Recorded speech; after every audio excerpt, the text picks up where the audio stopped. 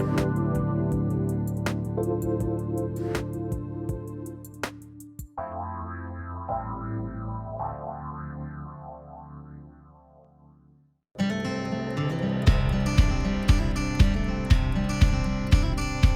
a world that can be challenging, and at times unpredictable, it's hard to find moments to focus on what you need. Join Stephanie James on The Spark as she guides you to use your inner flame to ignite your best life.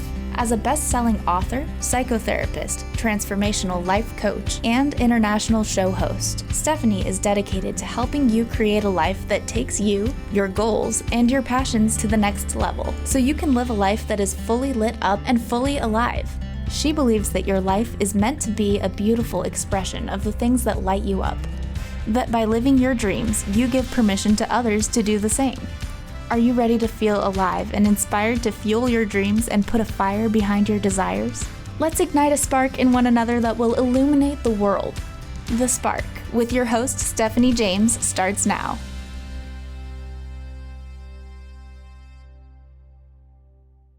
Welcome to The Spark. I'm your host, Stephanie James.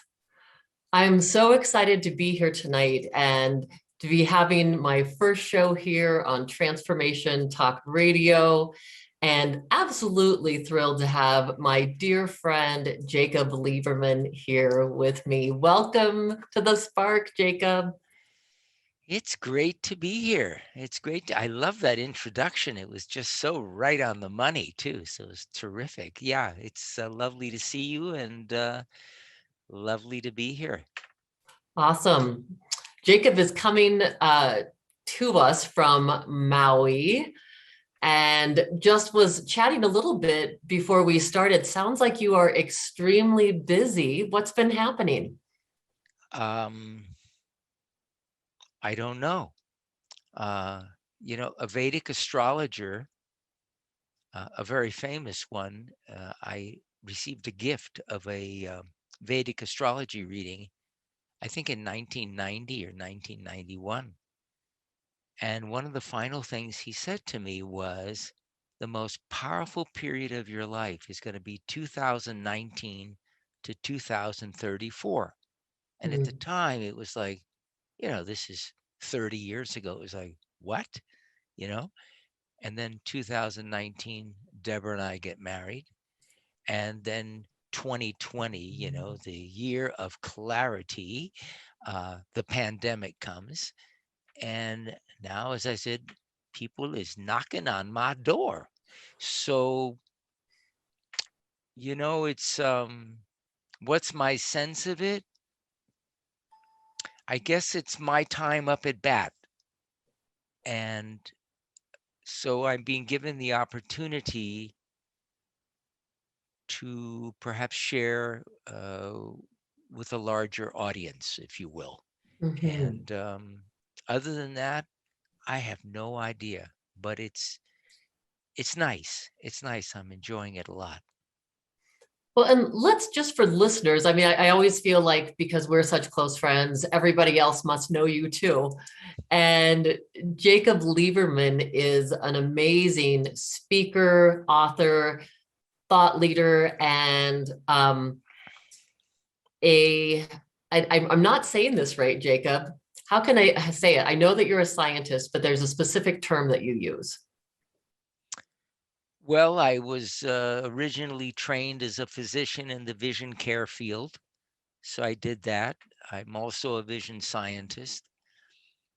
What am I? I'm an ordinary human being that, through grace, has been touched by that which is not visible, that's animating us, and it's been animating my life, and it's animating the words coming through right now. And there's something delightful about that. So I'm not sure what I do, but whatever it is, it's contagious. It's like when you and I get together, there's some contagious thing going on with us. So I notice that when I connect with people and we merge, something unknown to each of us occurs and we both leave the better for it. What the magic is, I don't know exactly, and it doesn't make any difference to me. The only thing that makes a difference for me is I feel nourished, they feel nourished, and then that nourishment seems to almost be like a drop falling in a lake. It just creates something that starts to grow and continues growing. And so I guess I just help people, which is, I guess, why I'm here. Well, and the gift that I loved that I got to experience with you was you and I, when you came to Fort Collins a couple of years ago. Well, gosh, it's going to be a couple of years in October. Yeah. And we had those 2 wonderful days to hang out before we did the summit together. Yeah, that was fantastic. You know what was fun about it? Interacting with the lovely people working at different restaurants that were so kind to us, whether they were bringing food to us at that sort of a cowboy breakfast joint, or maybe it was Mexican, I don't remember, but it was unusual and really yummy, and just people were just ordinary, and then the wonderful sushi experience. And it seemed like everywhere we went, uh, something magical was happening. And that's really exciting because, we think these things happen once in a blue moon, but in fact, they're continually going on. And so that's what I'm noticing a lot these days. And it makes ordinary life exceedingly extraordinary. Well, and what strikes me, Jacob, is the fact that when you and I remember us being in Ace Hardware and we were Right. looking for a screw for your luggage Right. because part of the handle had broken off. And I Right. think one of the important things in this is that you and I just went there. And what was magic is that we actually talked with people, we spoke Right. with people, we noticed people. Yeah. And just through those interactions, that's where the magic happened. I remember at one point looking around, and I think you and I at one point had about 5 clerks just in Right. conversation with us, just surrounding us because we were having a lovely conversation. And what was exciting is I came in hoping they would have a little screw that maybe would allow me to fix this broken handle. And if you remember, the guy not only found the screw, but fixed it for me. And so I walked out and I still have it today, and it's still working just fine. So here we went in looking for one thing, and what we got was the answer to everything. We got the connection with people. We had the sweetness of the gentleman fixing my bag. And uh, it's like that's going on all the time. Yeah. I went shopping at a little market a couple days ago, a little local market that I only go to when I'm in a certain part of town because they've got some special Asian noodles that we like. And so I stepped in there and I picked up 24 of these packages, and I'm sitting in line. There's a lady in front of me who's checking out. And the woman says, $100 and something. And the lady starts to take money out of her bag, and then there's no more money. And so the woman said, well, there'll be this much, you still owe this amount. So she puts a credit card in there, and you hear a little beep like, no, this one doesn't, you can't take anything from this one. So she puts in 3 credit cards in a row. And by this time I realize the elderly lady doesn't have the money. And so I nudged on the cashier and I said, listen, I'll take care of it. Just give her all her groceries. Just set her on her way. Don't worry about it. I'll take care of it. Really? Oh, yeah, of course. No problem. And the lady looked at me and like she knew something magical had happened, but she couldn't imagine exactly what it was. And she smiled at me and I smiled at her, and both of us were blessed. And I left there and I went on, and a friend of mine called me within seconds. And I said, I just had the most wonderful experience. And I shared it with him. And I said, I never let those go by. Whenever the opportunity comes to surprise someone, to help someone, whatever it is, it's like the best money can buy. It's like it's like fantastic. And so I'm blessed with a lot of those opportunities in my life to say thank you, Mm.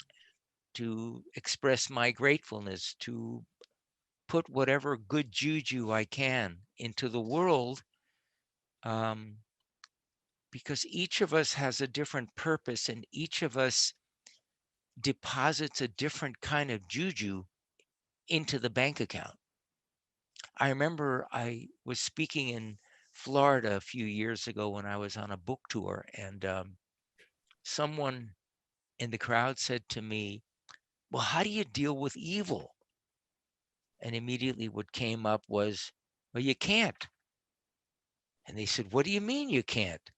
I said, well, you see, you think certain people are being evil, but those same people, they think they're doing God's work. Mm. So maybe you're both doing God's work in different ways, but just don't know it. I said, there's always people whose work in the world is very, very different than our own. And we may see it in one way or another, but they feel they're doing the best they can, and you feel you're doing the best you can. I said, if your bank account in life is about a bank account of good feelings, make as many deposits as you can whenever you can. The other people will make the bank deposits in whatever their bank account is about.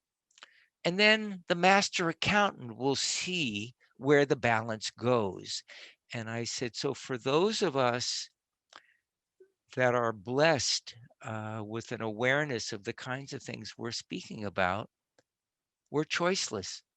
It never occurs to me, oh, I can make an extra bit of money by doing this. I never get that feeling. Um, so each of us is here. We have certain things that make us smile.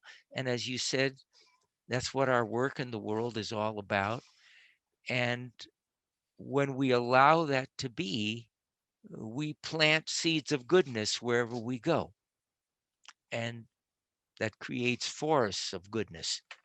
So, yeah. So I love that, and it's so beautiful and so true. And it reminds me of probably your most quoted quote by me is that we're all the same height. Right. And I think when we realize that, it gives us permission. It doesn't matter what position we have in life, what our income is, what our Right. belief system is, that we can show up in each moment Yeah. and bring that kindness through. Yeah. And I love how you talk about that it's effortless, because I think people think, well, I have to be somebody or I have to do a certain thing. And one of the beautiful things I've learned from you is we just have to be present to the moment. If we just show up, these miracles are going to unfold. And we have the Yeah. opportunity continually to touch one another's lives in these amazing ways. When an infant comes into the world, it doesn't know it's an infant. It doesn't know that there's a gender. It doesn't know that there's skin coloration or different religions. it literally doesn't have any preferences because it sees things as they are. There is unconditional acceptance is literally hardwired. The infant doesn't know that it is not the face it is observing. It has no sense of duality, if you will. And then, of course, we're conditioned from early on to make choices. And the choices that we make are supposed to please the world because we want confirmation from the world that we're okay, which means that I have to always do what's going to make you smile or whoever's outside, Mhm. be it a teacher, my priest, my parents, whatever it is. And so our life is about saying yes or no to the outside world. And no, for the most part, is not allowed because people don't like it when you say no. They want you to say yes. So much of the mental activity that we experience is, we call it thinking, but it's actually worrying, it's rehearsing. What do I have to do to appear as good as I can, to be as acceptable as I can, to make sure I get the job or I get the raise or I get the response that I think that I would like to have? And most of the stress that we encounter is the stress we feel when we feel one way, but we're not supposed to share how we feel with the world. We're supposed to, in some way, twist it around so it's acceptable. And so, in reality, there is no choice. There's only yes. And the yes is to the inner guidance. So when you and I, we did that first interview, I remember, and then you were on Maui. And the moment we met, it was sealed. If we never spoke again, it would be.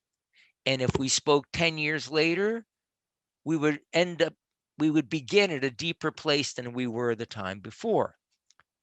It literally required nothing. So something inside said, yes. And so there was a yes. However, sometimes you connect with someone and that resonance isn't there. Now, you may think that you know why, but we never know why. We have no idea the origin of our genetics, even our points of view have been evolving for tens of millions of years. How do we know where the trigger was that began this process? But when the resonance isn't there and you don't get that immediate yes, then you say yes to your no. So you say yes to your yes, which is automatic, or you just are comfortable and choiceless about just what's there, just what's there. And so one of the things that I share with people is just keep responding to your inner guidance, not the external world, but just what feels that's in a flow, that's in a peaceful place for you. And you will find that that truth will not only set you free, but it will set the other free as well. It sets everyone free, whether we know it or not at that moment. And I find that when that occurs in my life, there's less trouble, there's less stress. I don't find myself in situations, as our good friend Steve Berriman would say, that are situations. I don't find myself there. So there's little things that I've learned about life. We could call them the facts of life, but as commonsensical as they sound, they're so different than what we were trained to do that we often find ourselves habituated to acting out of our conditioning, which is very difficult to break until something awakens, and you have an epiphany, and that seeing all of a sudden alters the course of events and things begin to occur in a different way. Well, it's interesting that you're bringing this up because I just have been writing about a piece of this in the new book that I'm writing. Mm, And, that piece of how we really get domesticated right, when we're young because we do want to fit in. right, And as a woman, my experience has been oftentimes, as a little girl in particular, children are to be seen, not heard. right, That was that thing. I would sit around my grandparents' table. This is my father's parents. And this is old school where they would sit there and visit sometimes for 1 or 2 hours. It didn't matter if you were 3 or 13, you were expected as a child to sit at that table and be quiet until right, all the adults were done eating and got up to leave. And what that instilled in me was this sense of, wow, I guess I'm not supposed to have my voice because maybe something was funny or I wanted to have an opinion about something, but in that environment you weren't allowed. And so how interesting it is, I think that's been such a passion for me in my professional life, is giving women their voices, helping them and truly helping all of us, whether it's male or female, but women in right, particular, who it's, the message oftentimes is don't laugh too loud. Don't talk too loud. Don't be too vibrant. Don't be too right. smart. And we You still know, have those messages. Yeah. um, little boys are conditioned in the same way. It probably begins when you came out of your mom and they wrapped you up in a pink blanket, not a blue one, that they gave you a name, that wasn't Jim, but was Stephanie. And it begins right off the bat. And we're not only trained not to share what's inside, we're trained to wear a girdle. Now, some people today wouldn't even know what a girdle is because we don't see girdles so much any longer. Right. But a girdle is something that you put on that not only makes you smaller than you are, but squeezes you because you have to hold your breath when something naturally wants to surface and something puts a damper on it or puts a stopper on it. And that compression of energy is so often the cause of our illness.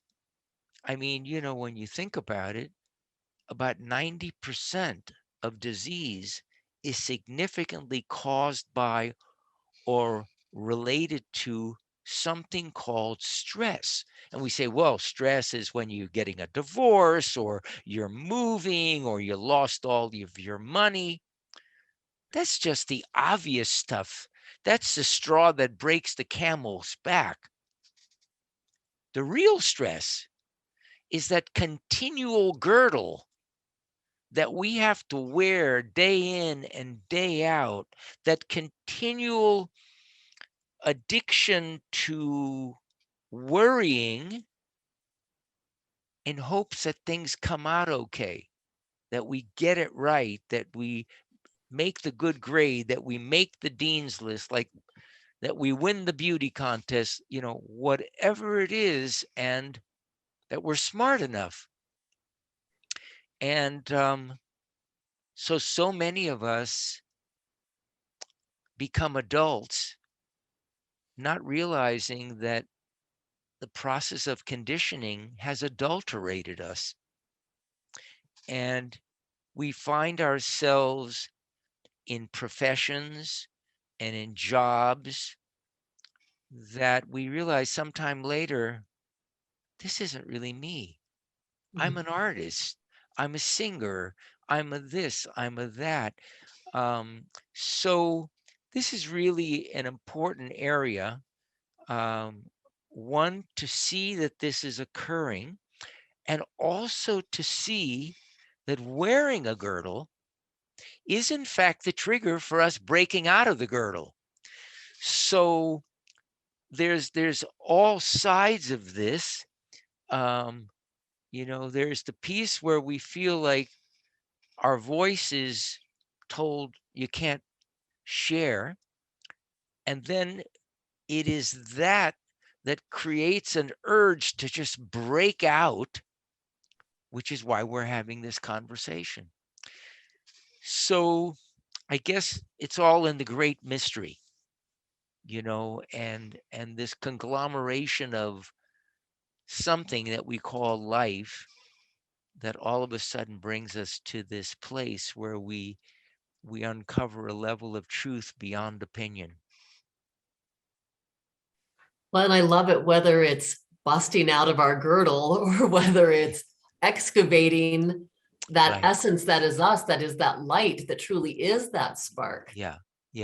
And allow that to really illuminate and guide our lives, like you referred to earlier, our inner GPS. Yeah. And in as much as we always say, well, tell me what I have to do, because we've been so indoctrinated that we have to do something. I mean, what am I going to be when I grow up? But just as what's happening right now between us, if both of us got a smile going all the time because something is getting ignited just by itself, just because we've connected. And so I guess what I'm sharing is when you of another person who is experiencing that level of their life, it helps to invite that level of our lives to come out. And so just connecting with birds of a feather causes us to fall in love. And in that place of being in love, the individuals within us disappear. And the only thing that remains, to use your beautiful expression, is a bright spark.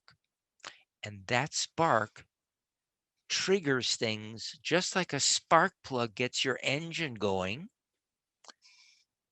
That spark ignites something in life that is a paradigm shift, that is a quantum leap. We call it creativity, or things just start happening all on their own. And you say, my God, how did that happen? And then you find out that life is continually happening all by itself. So it's lovely when we just notice that we're continually being taken. We're just continually being taken wherever we need to be. And each time there's a surprise and an opportunity. And,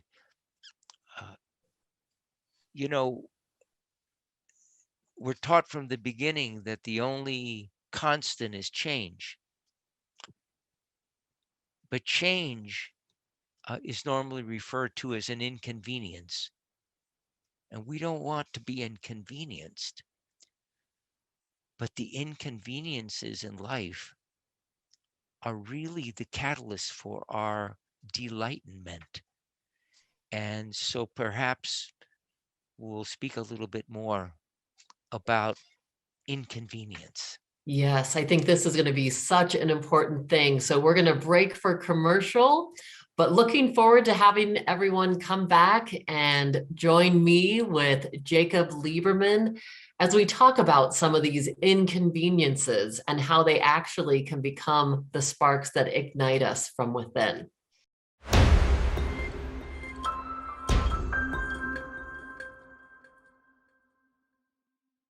Okay, and welcome back to The Spark with Stephanie James. I am here with vision scientist Jacob Liberman. So thrilled to have my dear friend here with me for this very special first show, and really excited to have all of you join us.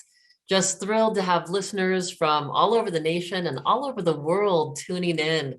Such a special occasion, and just so thrilled. I have the most amazing team here, Jacob.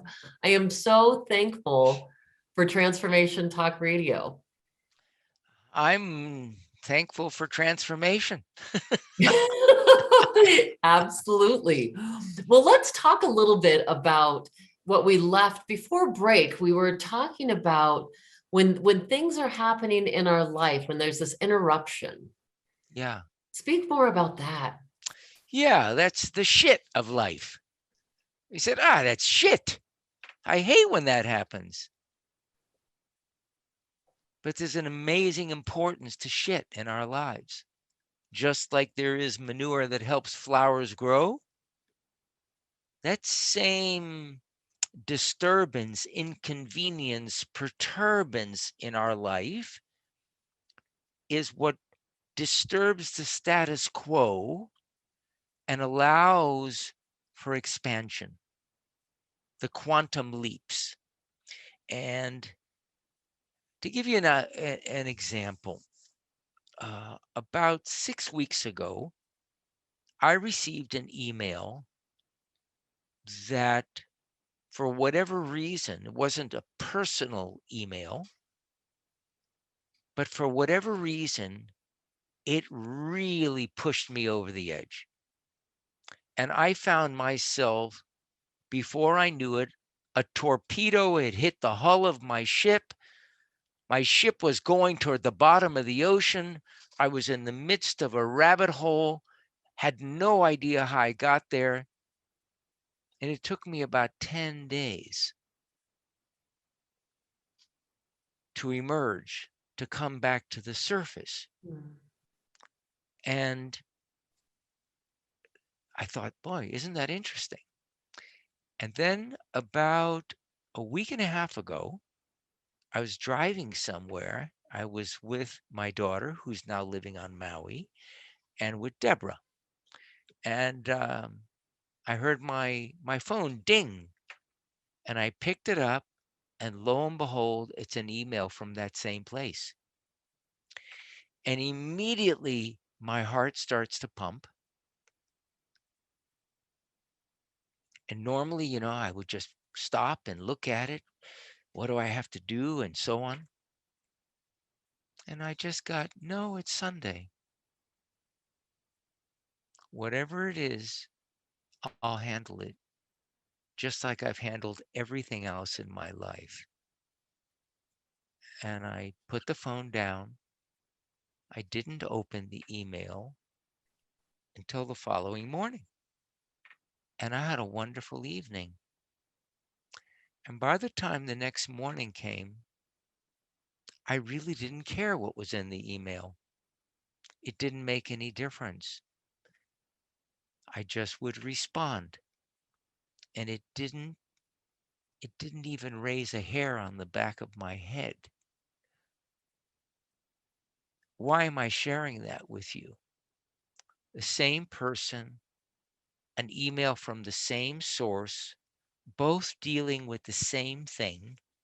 One torpedoed my life, and the other one, had something else occurred, would have repeated the same thing. But something occurred in that moment, and I can't tell you exactly what happened because I don't know. But there was such an awareness from the first experience, which was a 10-day experience. There was it took me to such a depth of discomfort that I discovered a capacity within myself that I either didn't know about before or had forgotten about. And then all of a sudden, I get a repeat performance. The producer and director of life has said, take 2. Here we go again. What's going to happen today?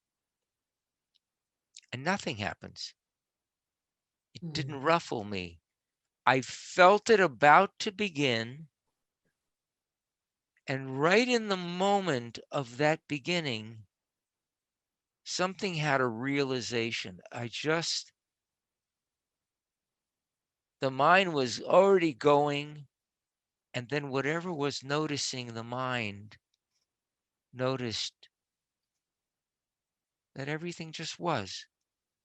Everything would be just fine, whatever it was. Either I was going to be alive, and I'm sharing this now, this didn't come through then, but either I was going to be alive and handle this situation, or it would kill me, in which case I wouldn't have to handle it at all. But in either case, it would be handled. And whatever occurred in that moment was so profound for me, because I saw in real time how a crisis can instantaneously become an opportunity. And that's maybe why in the East, crisis and opportunity mean the same thing, because within that same space lies different possibilities. I used to say years ago, the mystic swims in the same ocean the schizophrenic drowns in. So that identical example coming up twice sunk me one day and took me to the moon the next. And that's a lovely example of how something occurs that you don't have any sense of beforehand.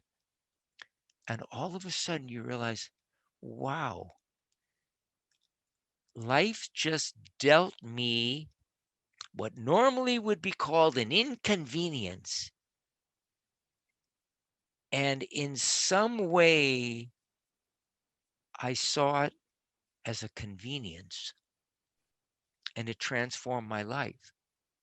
And since that, I've had other opportunities to relive this.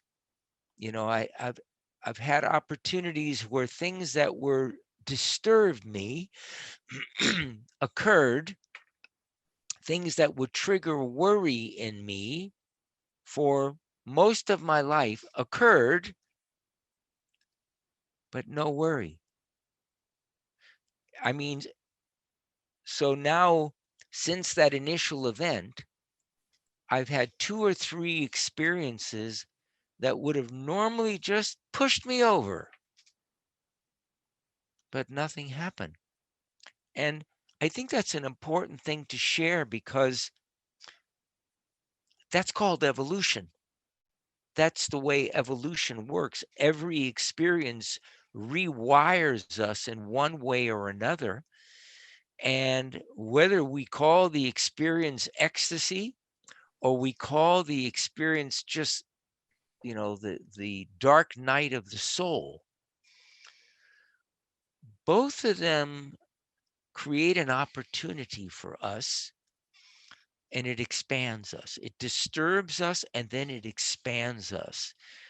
And that perturbance is what makes everything come out in the wash.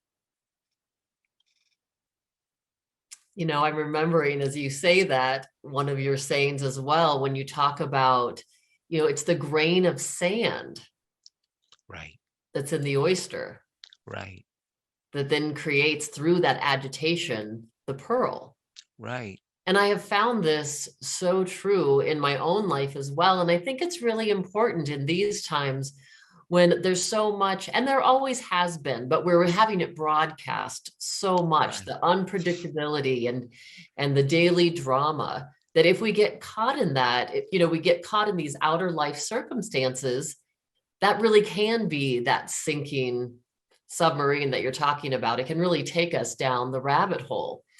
And instead of looking, we can think of, as we've all been indoors so much during the pandemic, either that could have been crisis for many people, and it was, or it was opportunity for many Right. people, and it was. Some people were shut in with their spouse and they're no longer married.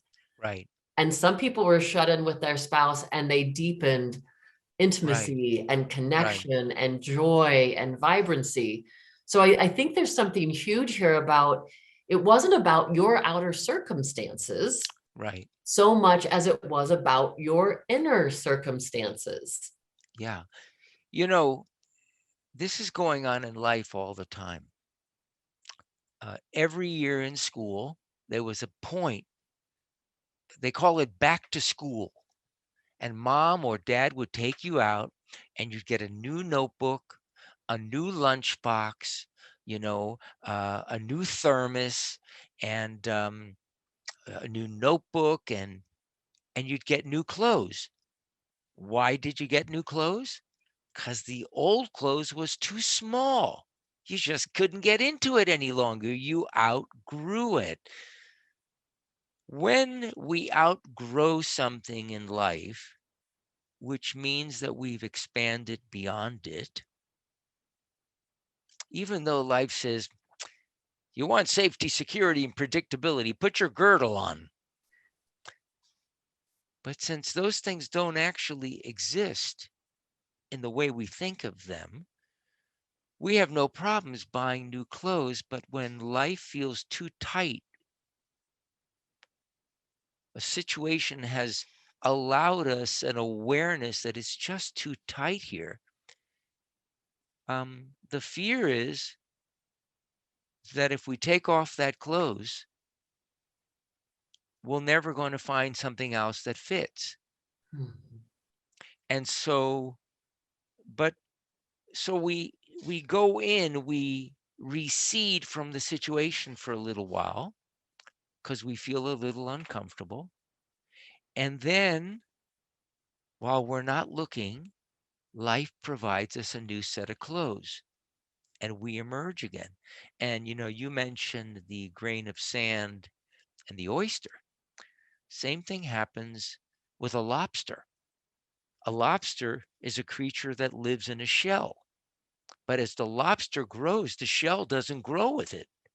So every time it gets too tight, what happens is the lobster has to jump out of its shell and hide quickly so nothing eats it while it's shellless.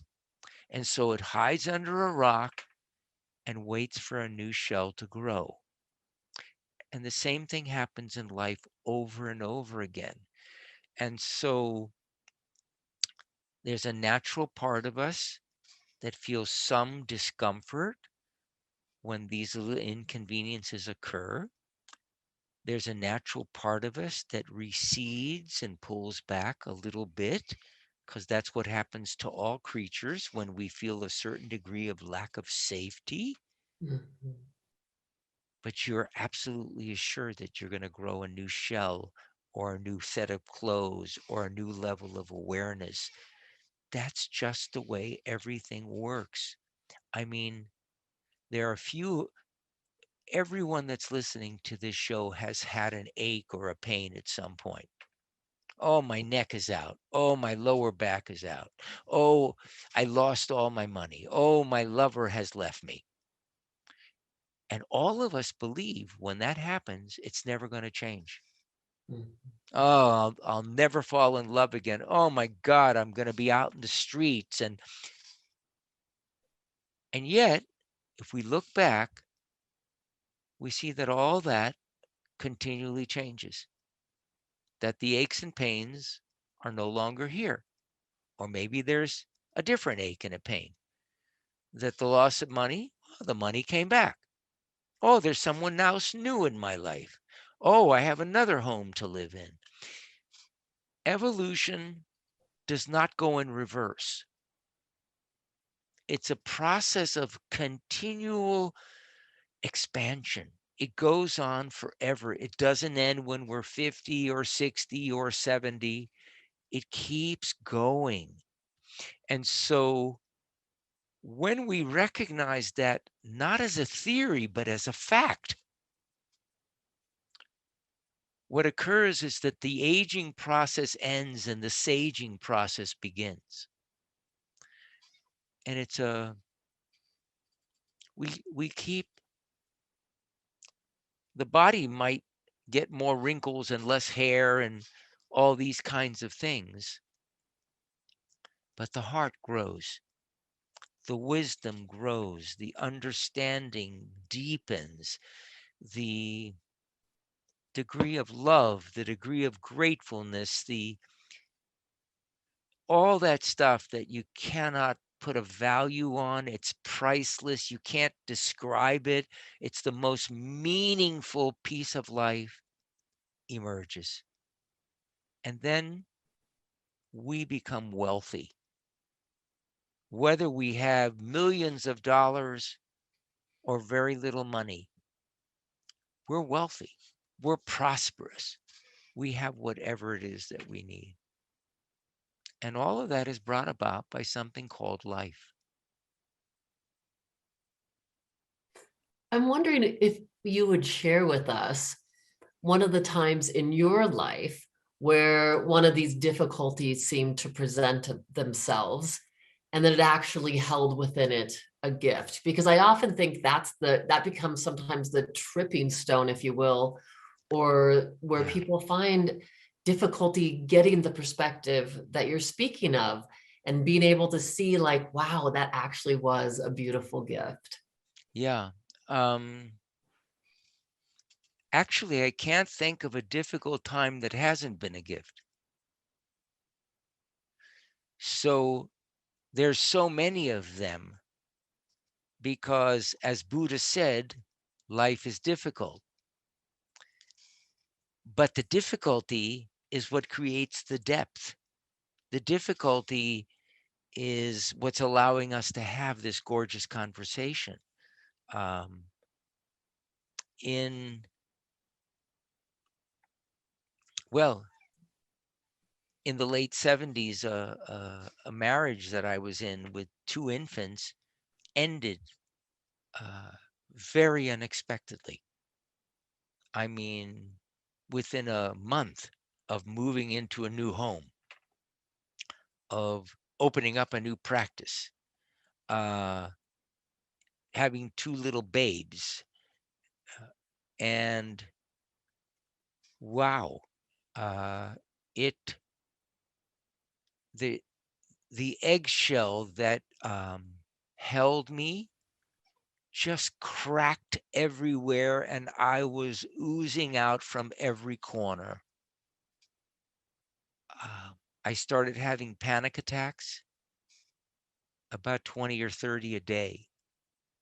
I mean, I was in really bad shape, and nobody had ever heard the term panic attacks back then Mm. in 1978. And people wanted to medicate me or hospitalize me. I would start uncontrollably shaking, sometimes for hours. I could not get warm enough to stop shaking. I almost burned my skin once getting into the shower in incredibly hot water, but I couldn't stop shaking. Mm. And that lasted 6.5 years. Talk about being in the bardo. And that person and I, who I had a beautiful conversation with a couple hours ago, is among my closest friends. And that was the most excavating, painful, terrifying part of my life. I will never forget it. And yet, the person you are hearing and speaking with today, your friend Jacob, is the result of that event. That event is what allowed me to understand real life, not theoretical life. That event is what moved me to and gave me the confidence to be able to reach my hand out to someone that's going through difficult times and to not be their therapist or their coach or their mentor, but just to be a friend. That is what has allowed me to be of some assistance to people, because I've been there, and there is what got me here. Without there, I might still be practicing optometry or doing something that I was trained to do and made good money with and was successful and drove my Mercedes and da da da da da da da. And but this that I have right now, this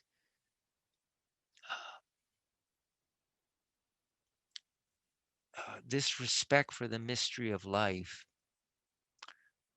this um, love affair or inseparability from the source of all that is, um, all of that came from that experience. That was the first thing in my life that literally just shredded everything and gave me the confidence when it happened again, which it did, to be able to move through that, and then to be able to move through that, and then to be able to move through that. And I've had incidences where I've lost every cent I had. I mean, every cent I had, or to lose partners, or to lose companies. I've had all those experiences, and they were all pretty brutal. And all of that has sculpted this. And this right now is softer than ever, more content than I've ever been my entire life, and humbled by life. Grateful for the tiny little blessings we have, just having a simple conversation like this, and realizing that we're all students of life. We're all learning. As you just said, we're all the same height. And in the process of realizing that we are inseparable from each other, we embrace each other in the same way we embrace ourselves. And we take care of each other in the same ways we take care of ourselves. What more can be said?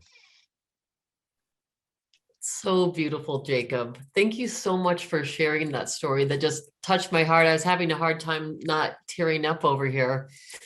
Um, You're and so and you welcome. know, and that's really the hope. That's the hope for all of us, that we Yeah, can be in that place and realize that this moment is the beautiful moment, and the things that we've gone yeah, through are the things that will continue to ignite more beautiful moments and allowing us yeah, to be more fully alive. So Jacob, yeah. how do people learn more about you?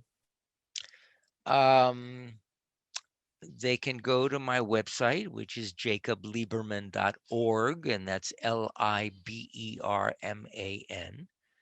I guess they can follow me on Facebook, social media, things like that. And yeah, just pop over to my website, take a look at it, and if it feels like there's something there for you, you'll know it. If it feels like something is not there for you, you'll know that. And in either case, life will take you to where you need to be. Thank you, Jacob. Thank you so much for being my special guest on this first episode. Just so much love to you. And I just appreciate the light that you've been in my life and the light that you are in the world. I feel the same way about you. And I'm so happy that I could be with you on this first evening of this new show. And let this be the beginning of many wonderful conversations that will touch the heart of both you, the person you're interviewing, and all the people who are tuning in. And thank you. your engineers and your producers who sit in the background quietly and nobody knows they're there, but without them, this could not be. Thank you. Yes. Yeah. Thank you. Thankful for Jacob, my producer, Jacob Lieberman in Transformational Talk Radio. I'll be excited to visit with you all next week on The Spark. Thanks for tuning in to The Spark with Stephanie James. Remember that you already have what you need to live a life that is fully lit and fully alive. You're already holding the flame. Now it's time to ignite your best life. Learn more at stephaniejames.world. That's stephaniejames.world. And tune in next week at 6 p.m. Pacific, 9 p.m. Eastern, only on transformationtalkradio.com. Shine on!